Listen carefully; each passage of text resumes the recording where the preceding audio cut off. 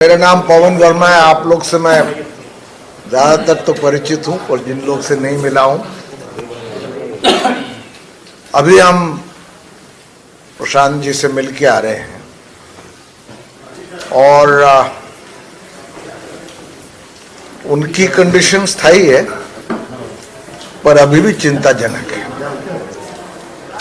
Doctor Shankar हमारे साथ, रविशंकर जी बैठे हैं, वो आपको और विस्तार में बताएंगे। वो आईसीयू में हैं और अपना अनशन न तोड़ने पर अटल है। हम पार्टी से जुड़े होने के बाद के अलावा सीनियर हैं, उनसे हमने आग्रह किया उनसे कि वो अपना अनशन अब तोड़े और उसके कारण भी हमने बताए। हमने कहा आपका जो मुहिम है आपकी, वो बिहार में एक बुनियादी परिवर्तन लाने की है, जिसमें युवाओं का जो मसला है, जो उनके साथ खिलवाड़ हो रहा है आज, वो भी एक बहुत बड़ा मसला है। पर बहुत से और बुनियादी बदलाव लाने की जरूरत है और ये लड़ाई लंबी है और आपको उसके लिए ऊर्जा चाहिए। तो आप अगर अनशन पे रहेंगे, कुछ खाएंगे नहीं, आज 5वां दिन हो चुका है, आप आईसीयू में हैं, तो आग्रह हमने किया वो अभी अपना निर्णय बदलने को तैयार नहीं है। हमने उनको बधाई भी दी कि जिस एकाग्रता से, जिस त्याग से, जिस साहस से, जिस निष्ठा से उन्होंने युवाओं के हित में मुख्य धारा में लाए हैं, वो बिहार में ही नहीं पूरे देश में जो उनके साथ हुआ है, उसके लिए हमने उनको बधाई दी। और खास तौर पे हमने उनको बधाई इस बात पे दी कि जब आपको बेल मिली और वो कंडीशनल बेल थी तो आपने उसको ना करा, क्योंकि विरोध करना संवैधानिक ढंग से, शांतिपूर्ण ढंग से, ये तो हमारा एक हर नागरिक का अधिकार है। और बेल मिलने के बाद भी वो आप अनशन पर बैठे हैं। तो इसलिए हमने कहा कि अभी आपको ये लड़ाई और लंबी लड़नी है। युवा तो आपके साथ हैं क्योंकि आपकी जो ट्रांसपेरेंसी से आपने उनकी तरफ जो कमिटमेंट दिखाया वो साबित है। पर साथ में ये भी आग्रह किया कि वो अपना अनशन तोड़े।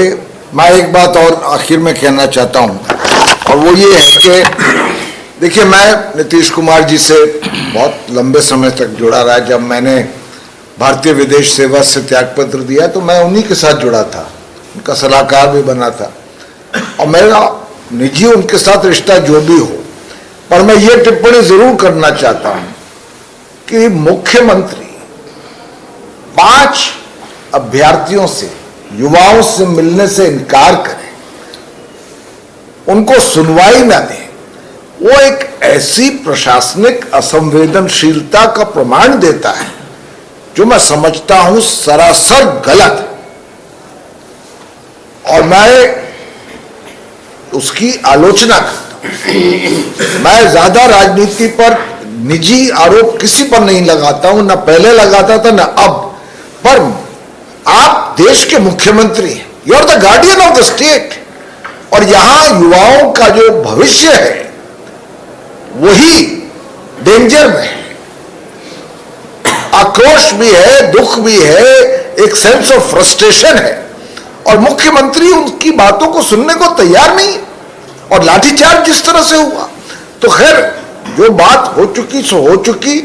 जैसे गिरी साहब ने कहा, अब हम न्यायपालिका का दरवाजा खटखटाएंगे और अगर हमारी रिट उसमें एडमिट होती है तो हमारी ये कोशिश होगी, हम एक बार पुनः आग्रह करेंगे प्रशांत किशोर को कि उनकी पूर्ण ऊर्जा, अभी बिहार में बहुत बड़ी लड़ाई है, एक बुनियादी परिवर्तन जैसे मैंने कहा करना है। उस लड़ाई के लिए उनको हर तरह से स्वस्थ रहना है और इस लड़ाई को आगे ले जाने के लिए भी स्वस्थ रहना है। आईसीयू में अगर रहेंगे या अगर अनशन करेंगे तो ये लड़ाई कैसे लड़ेंगे? वो बड़े जिद्दी आदमी है, मैं उनको बहुत दिन से जानता हूं, मान नहीं रहे, पर मनवाना मेरा काम है बिहार के हित में, बिहार के युवाओं के हित में। अब देखते हैं वो क्या निर्णय लेते हैं, पर अपनी तरफ से गिरी साहब ने और हमने जो उनसे कहना था कह दिया और आप लोग को उनकी स्थिति पर अवगत कर दिया। धन्यवाद। डॉक्टर रविशंकर हैं हमारे साथ, तो मैं चाहूंगा कि पहले डॉक्टर रविशंकर आप बताएं क्या हालत है उनकी। आगे चीज़ें कॉम्प्लिकेट हो सकती हैं, आगे क्या हो गए तो कहना मुश्किल होगा, बट आगे चीज़ें कॉम्प्लिकेट हो सकती हैं। अनशन जब जारी रहेगा तो शरीर में कीटोन बॉडीज बनती हैं जिनसे ब्रेन पे इफेक्ट होता है, तो ये सब चीज़ें आगे हो सकती हैं। हम लोग उनको इंसिस्ट कर रहे हैं कि वो अपना खाना लेना शुरू कर दें, बट अगेन पॉलिटिकल डिसीजन है उनका, तो वो उसको कंटिन्यू कर रहे हैं। अभी स्थिति उनकी सामान्य है, हम लोग मैनेज कर रहे हैं, इसको रखें ऑब्जर्वेशन के लिए। आईवी के थ्रू उनको हम लोग न्यूट्रिशन या बाकी सब चीज़ें दवाइयाँ सब दे रहे हैं, तो स्थिति अभी ठीक है, मैनेज किया जा रहा है। बट हम लोग बार बार उनको इंसिस्ट कर रहे हैं कि भाई आप खाना शुरू कर दें ताकि हमारा काम आसान हो जाए, otherwise will maintain on IV. Test reports आ गए? टेस्ट रिपोर्ट्स या क्या कुछ है? उसके लिए थोड़ा सा चिंताजनक इन सेंस, देखिए अगर चीज़ें कंटिन्यू हो रही हैं तो वो जब तक, कल हम लोग रिस्पॉन्ड करेंगे कि जो दवाइयाँ हमने शुरू करी है टेस्ट के बाद में, they will start responding. We hope that they start responding and he should be okay. तो उसके बाद ही फिर आप लोग फैसला लीजिएगा कि डिस्चार्ज करेंगे? ऑफ कोर्स, पहले तो उनको स्टेप डाउन करेंगे, आईसीयू से लाके बाहर लेके आएंगे, फिर उनको यानी कि कल दोपहर तक कोशिश करेंगे। श्योर डिस्चार्ज होने की उम्मीद है सर? अभी तो डिस्चार्ज करने की बात नहीं कर रहे हैं हम लोग, अभी तो आईसीयू में ही है। हाँ। मैं वाईवी गिरी जनसुराज से जुड़े हुए हैं, हमारे अध्यक्ष हैं, हमारे किशोर जी हैं, पवन वर्मा जी फॉर्मर एम्बेसडर और फॉर्मर मेंबर ऑफ राज्यसभा और देश के जाने माने विद्वान में इनका स्थान है। ये आए और प्रशांत जी को देखे और प्रशांत जी को कुछ सलाह दिया इन्होंने जो बिहार के इंटरेस्ट में है, इसके लिए हम ये धन्यवाद के पात्र हैं। जहाँ तक मेरा सवाल है, मैं कल से जब बेल का आर्गुमेंट हो रहा था, मैं आर्गुमेंट कर रहा था, वहीं मैंने उनसे कहा था कि यदि जेल जा रहे हैं, आपको कंडीशन एक्सेप्ट नहीं हो रहे हैं, तो जेल जा रहे हैं तो कम से कम जेल में अनशन तोड़ दीजिए। हमारा कहने का मतलब ये था कि बिहार को एक मजबूत प्रशांत किशोर की आवश्यकता है, स्वस्थ प्रशांत किशोर की आवश्यकता है। बिहार में पिछड़ापन को दूर करने के लिए, शिक्षा को आगे बढ़ाने के लिए हम तो कहेंगे कि हमारे विद्यार्थी और अभ्यर्थी जितने हैं जिनके लिए वो अनशन पर बैठे हुए हैं और अब इस स्थिति में आ गए हैं कि उनकी तबीयत ठीक नहीं है, मैं उनसे भी अनुरोध करूंगा कि वो लोग प्रशांत जी को इंसिस्ट करें कि वो अपना अनशन तोड़ दें। और फिर लड़ाई बहुत लंबी है, फिर कुछ दिन के बाद जब वो ठीक हो जाए, लड़ाई का अंत नहीं है, फिर शुरू किया जाएगा। और कुछ लड़के, आप लोग बता दो, कुछ लड़के लोग और कुछ विद्यार्थी और हमारे कुछ जनसरोजी भाई सब लोग चाहते हैं कि जब कार्यपालिका, 3 विंग होता है, लेजिस्लेचर, कार्यपालिका और न्यायपालिका, तो इसमें लेजिस्लेचर का इशू नहीं है, लेकिन इस सिचुएशन को कार्यपालिका कंप्लीटली फेल, मैलाफाइडली फेल हो गई है और चाहती है कि फिजल आउट करा दिया जाए। अब सिचुएशन ये आ गया है कि हम लोग न्यायपालिका का दरवाजा खटखटाएं कि न्यायपालिका सर्वोपरि है, एग्जीक्यूटिव भी उसके आंसरेबल है। और कुछ लड़के संयोग से जो अभ्यर्थी हैं वो हम लोगों के पास आए हैं, कल भी आए, आज भी आए, और हम लोग विचार कर रहे हैं बहुत शीघ्र इस इशू को सुप्रीम हाईकोर्ट में, पटना हाईकोर्ट में ले जाएंगे।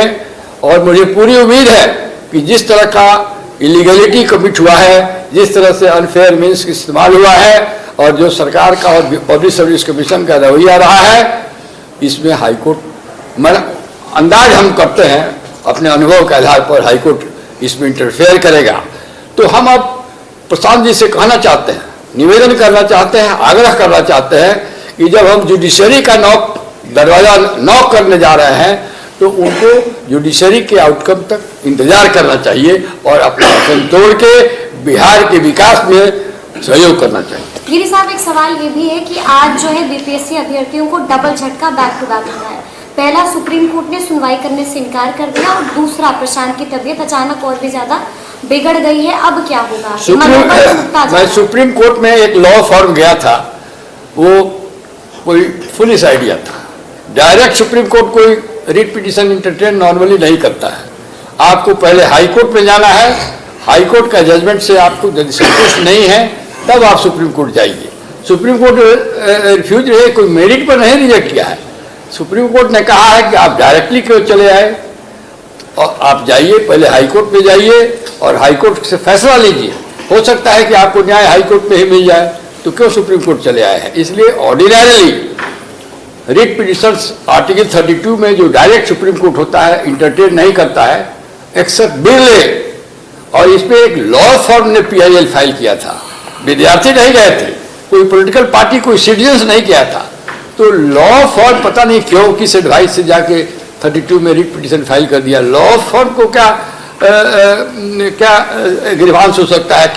Law form is not an aggrieved person, therefore Supreme Court has rightly not interfered with, but on merit High Court there is a possibility, according to my experience, I have also experience of 52 years at the bar, that this is a case in which mala fide is writ large, High Court may interfere, there is every chance.